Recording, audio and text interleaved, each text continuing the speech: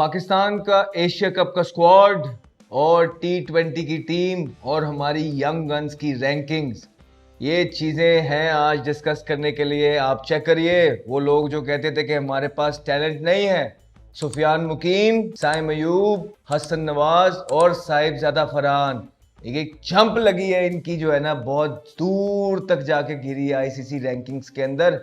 और ये बड़ा खुशाइंद है एशिया कप से पहले हमारी यंग गन्स का यूं कॉन्फिडेंस के अंदर होना, और वो लोग आज अपने घुटनों में सर दे के रो रहे होंगे और ढीठों की तरह अभी भी बैठ के इस यंग टीम को क्रिटिसाइज, इन यंगस्टर्स को क्रिटिसाइज कर रहे होंगे, बिकॉज आपको बताया था ना उनकी मजबूरी है, तो उनसे गिला नहीं है, कोई गिला नहीं है, मजबूरी। तो एक खुशी की खबर है, वो ये है कि आपके जो जवान चेहरे हैं ना, जो जवान टीम है, जिसके बारे में एक पूरी कैंपेन और पूरे पैसे लगाए गए हैं लोगों को कि आपने इस टीम को सेटल होने नहीं देना है, और वो भी बखूबी जो है ना अपनी जो पूरी जिम्मेदारियां जिस चीज़ का उन्हें कहा है निभा रहे हैं। लेकिन ये कौम याद रखेगी ऐसे लोगों को कि जो मुल्क के साथ, मैं इसे गद्दारी कहूँगा, क्या कहूँगा, गद्दारी है ये, कि जानबूझ के मुल्क की क्रिकेट को फलने फूलने नहीं देना और जान के केओस और हंगामा बरपा रखना है। और मुल्क के वो नौजवान जो गरीबों के बच्चे हैं और जिन्होंने बड़ी परफॉर्मेंसेस की हैं, बहुत परफॉर्मेंसेस की हैं, उनके अगेंस्ट एजेंडा करना। तो इस वीडियो के अंदर आपको ये बताते चलेंगे कि जो आपके जवान लड़के हैं ना, जिसके पीछे पड़े हुए हैं सारे, कैसे रैपिडली वो ऊपर आ रहे हैं रैंकिंग्स के अंदर। T20 के प्लेयर्स की मैं बात कर रहा हूँ।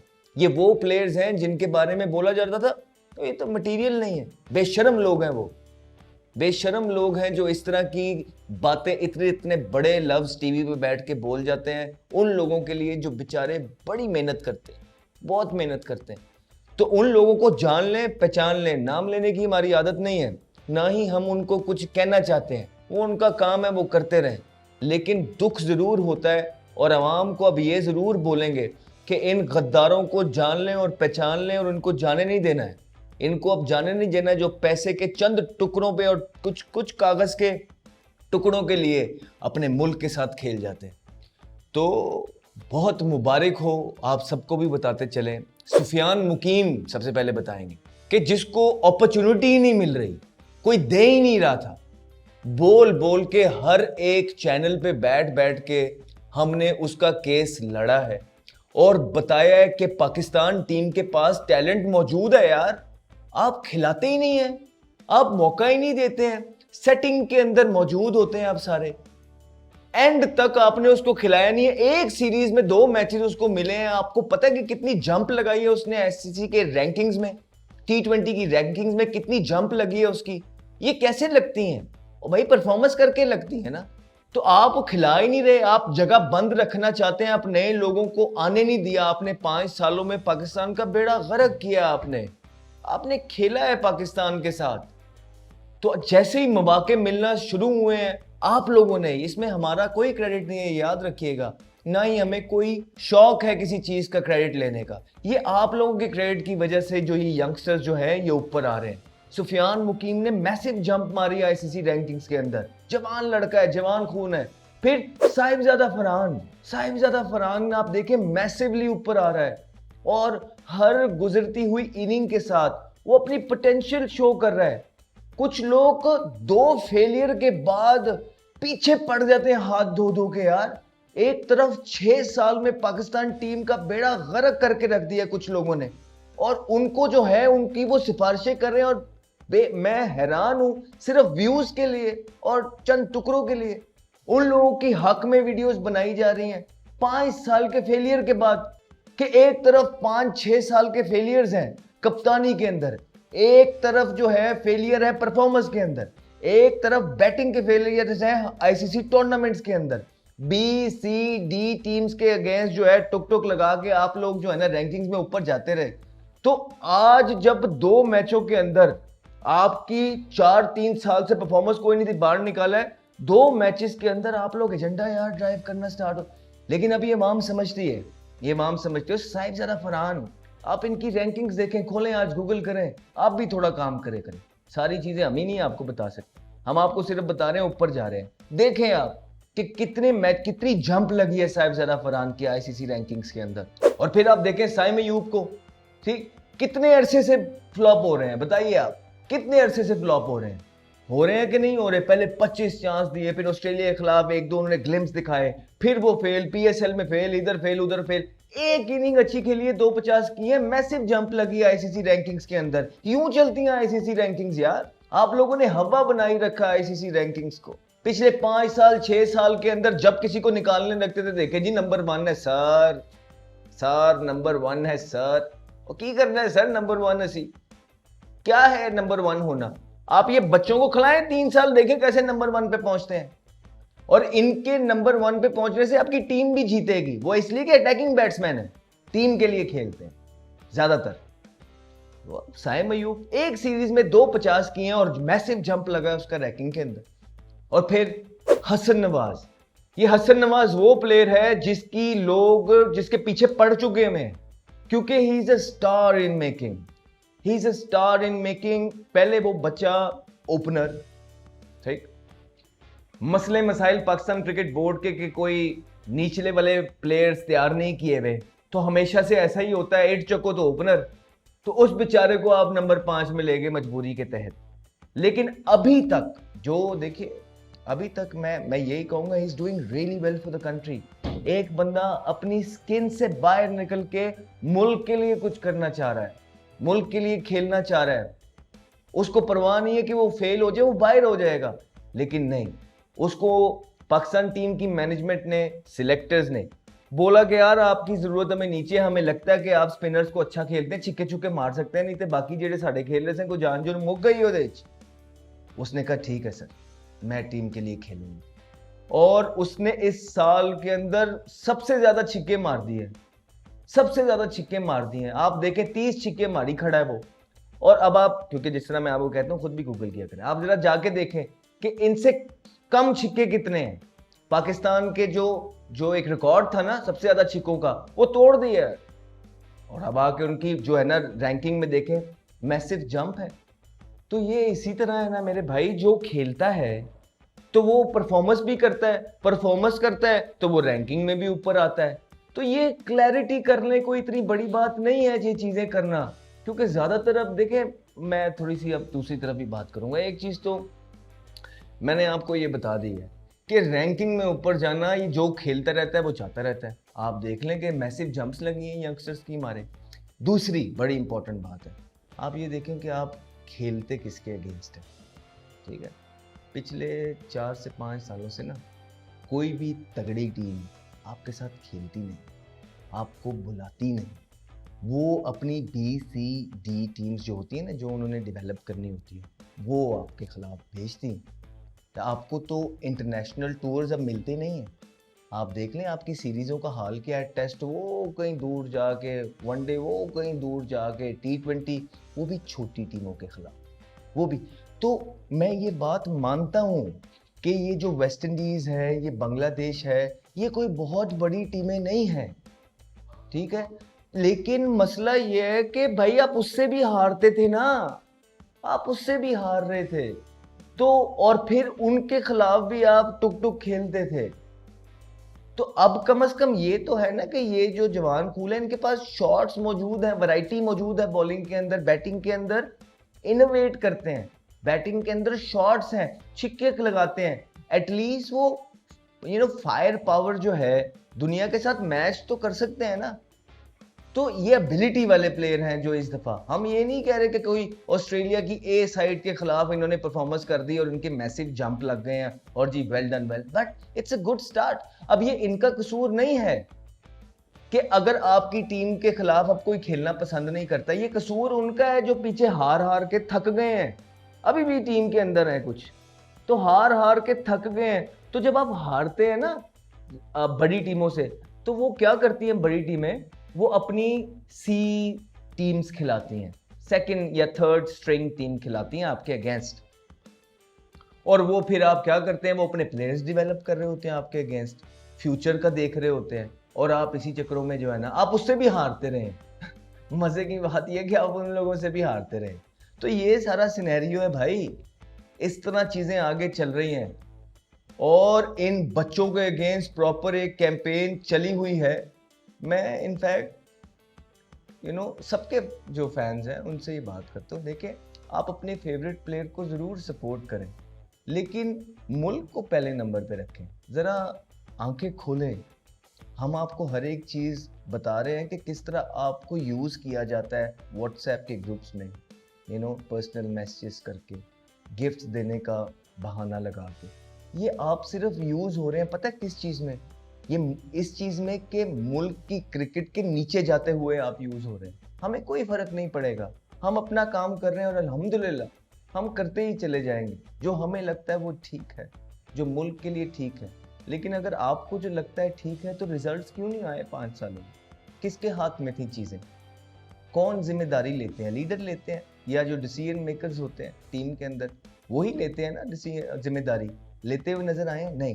ہر چیز کا ریبٹل ہوتا ہے سوشل میڈیا کے اوپر. خود چپ رہ کے وہ جو ہے نا کھیلتے رہتے ہیں, لیکن پیسہ بلیک میل کر کے پاکستان کرکٹ بورڈ نے بہت بڑی غلطی کی ہے, بہت بڑی غلطی کی ہے. کچھ پلیئرز سے بلیک میل ہو کے ان پہ پیسہ نچھاور کیا, جس کی وجہ سے اب وہ پیسہ اس ملک کی کرکٹ کو برباد کرنے کے لیے استعمال کر رہے ہیں, برباد کر رہے ہیں ہر گزرتے ہوئے دن کے ساتھ.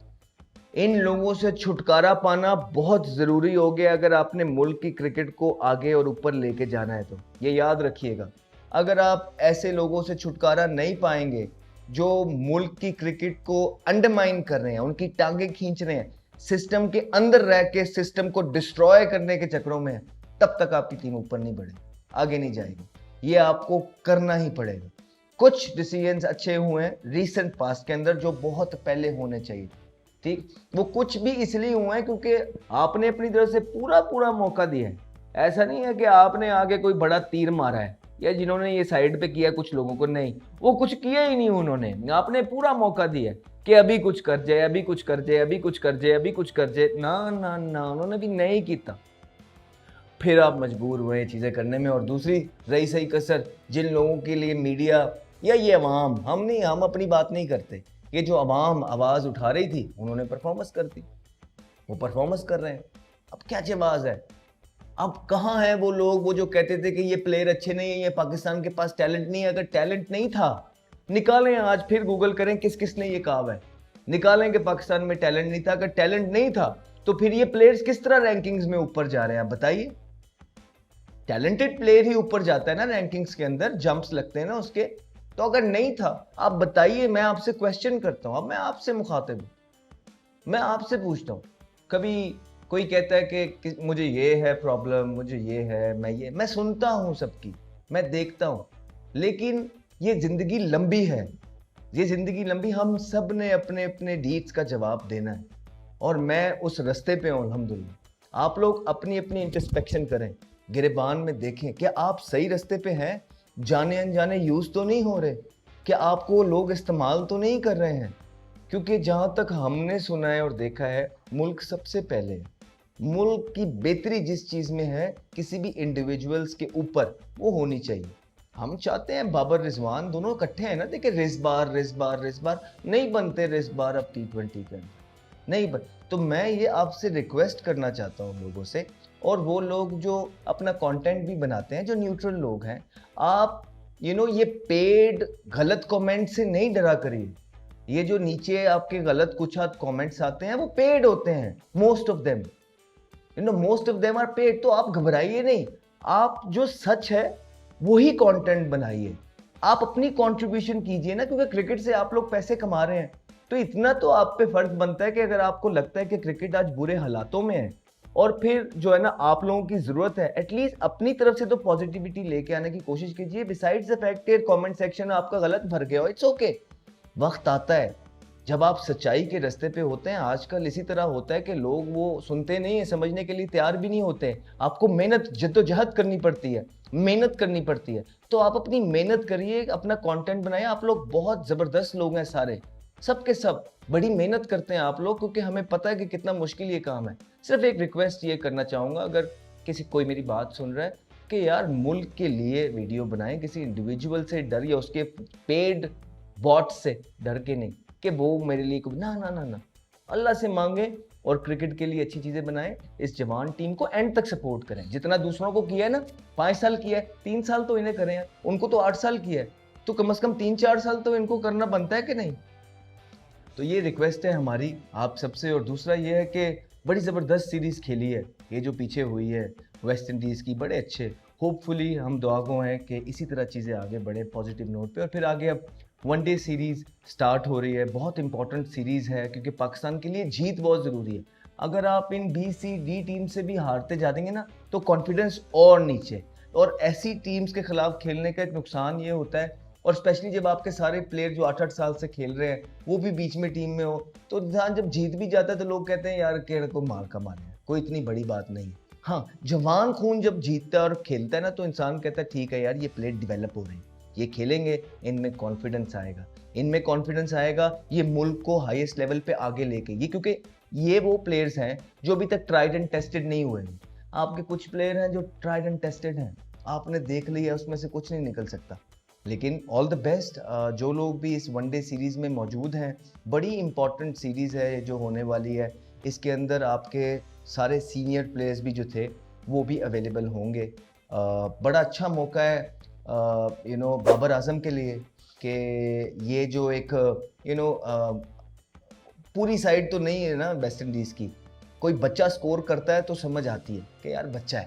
اب وہ لوگ جو 8-8 سال سے ٹیم کے اندر کھیل رہے ہیں, جب وہ پرفارمنسز کرتے ہیں تو اس کی وہ کاؤنٹنگ نہیں. ہاں, پرسنل ریکارڈز کے لیے بڑی زبردست چیز ہے, پرسنل کانفیڈنس کے لیے بڑی زبردست چیز ہے. سو گڈ لک ٹو ہم کہ وہ کرے. پھر رضوان, بہت کویسچن مارکس ہیں رضوان کی کیپٹنسی میں, بیکاز رضوان کی کیپٹنسی پہ جو سب سے بڑا کویسچن مارک ابھی یہ ہے کہ ابھی ریسنٹلی ہم نے پہلے بولا تھا پاکستان کرکٹ بورڈ کو کہ یہ آپ کو سولڈ کریں گے, تو رضوان نے بھی ریسنٹلی سولڈ کیا ہے. سارا ذمہ داری جو تھی ہار کا ملبہ انہوں نے پی سی بی پہ ڈالا ہے, ابھی پیچھے ڈالا ہے.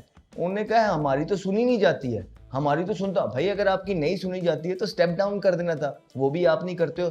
عوام کو یوز کر رہے ہیں آپ, عوام کو گمراہ کرتے ہیں, اپنی طرف سے چیزیں اتارتے ہیں. تو یہ چیزیں ایک لیڈر کو شوبھا نہیں دیتی. ہاں, ہم یہ مانتے ہیں کہ آپ کے ہاتھ میں چیزیں نہیں تھی ساری کی ساری, تو نہیں تھی تو ریزائن کریں, لیکن نہیں کیا آپ نے. ایک اور اپرچونٹی آپ کو ملی ہے, بڑی امپورٹنٹ سیریز ہے رضوان کے لیے جہاں تک ہم سن رہے ہیں. یہ ان کا سیریز میں نہ صرف جیتنا, اپنی پرفارمنس کرنا بھی بہت ضروری ہو گیا, کیونکہ پاکستان کرکٹ بورڈ جہاں تک ہمارے ذرائع بتاتے ہیں ایک آلٹرنیٹ نام پہ بہت غور کر رہا ہے. وہ نام ہم ابھی نہیں بتائیں گے کہ اس کو پاکستان کا کپتان او ڈی آئی سائڈ کا بنایا جائے. تو یہ بڑی امپورٹنٹ سیریز جتنی بھی یہ 4-5 میچز آگے آ رہے ہیں رضوان کے لیے بھی بہت امپورٹنٹ ہے.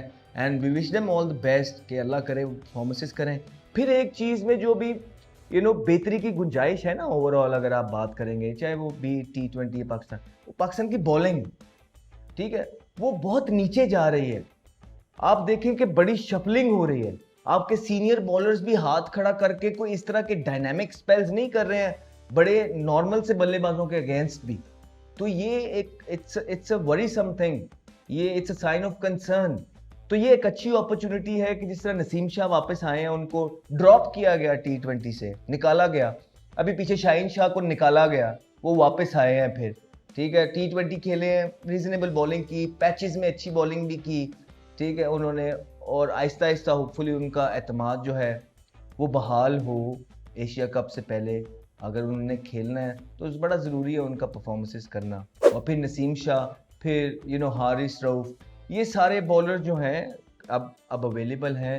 ان کا ان کومبو پرفارمنس کرنا ضروری ہوگا, بیکاز ابھی تک ہم جو دیکھ رہے ہیں کہ پاکستان کرکٹ بورڈ نے کوئی بالر نہیں بنائے.